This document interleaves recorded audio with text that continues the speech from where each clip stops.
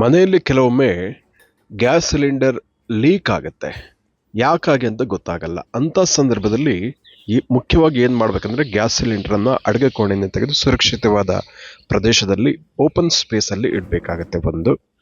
ಎರಡನೇದಾಗಿ ನಾವಾಗೇ ಅದನ್ನು ರಿಪೇರಿ ಮಾಡಲಿಕ್ಕೆ ಹೋಗುವಂಥದ್ದು ಅಷ್ಟು ಒಳ್ಳೆಯದಲ್ಲ. ಅದರ ಬದಲಿಗೆ ನಿಮ್ಮ ಗ್ಯಾಸ್ ಏಜೆನ್ಸಿ HP ಇರ್ಬೋದು, ಇಂಡೇನ್ ಇರ್ಬೋದು, ಯಾವ ಗ್ಯಾಸ್ ಏಜೆನ್ಸಿಯಿಂದ ನೀವು ಸಿಲಿಂಡರನ್ನು ತಗೊಂಡಿದ್ದೀರಿ ಅಲ್ಲಿಗೆ ಕರೆ ಮಾಡಿ, ಅಥವಾ ಅವರ ಬಿಲ್ಲಲ್ಲಿರುತ್ತೆ ಗ್ಯಾಸ್ ಸಿಲಿಂಡರ್ನ ಬಿಲ್ನಲ್ಲಿರುವಂಥ ನಂಬರನ್ನು, ಸಹಾಯವಾಣಿಯ ನಂಬರನ್ನು ಸಂಪರ್ಕಿಸಿ ವಿಷಯವನ್ನು ತಿಳಿಸಿದರೆ ಅಲ್ಲಿಂದ ಅದನ್ನು ರಿಪೇರಿ ಮಾಡಲಿಕ್ಕೆ ಅಧಿಕೃತ ವ್ಯಕ್ತಿ ಬರ್ತಾರೆ.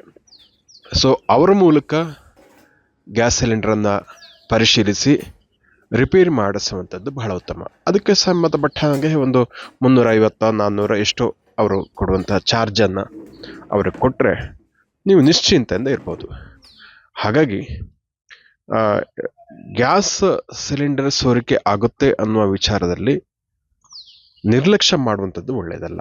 ಅದು ದೊಡ್ಡ ಅಪಾಯಕ್ಕೂ ಕೂಡ ಕಾರಣ ಆಗ್ಬೋದು. ಹಾಗಾಗಿ ಗ್ಯಾಸ್ ಸಿಲಿಂಡರ್ ಲೀಕ್ ಆಗುವಂಥ ಸಂದರ್ಭದಲ್ಲಿ ನಿಮ್ಮ ಅಧಿಕೃತ ಏಜೆನ್ಸಿಯನ್ನು ಸಂಪರ್ಕಿಸಿ ಅವರ ಮೂಲಕವೇ ರಿಪೇರಿ ಮಾಡುವಂಥದ್ದು ಬಹಳ ಉತ್ತಮ ಮತ್ತು ಬಹಳ ಸರಿಯಾದ ಕ್ರಮ ಅಂತ ಹೇಳ್ಬೋದು.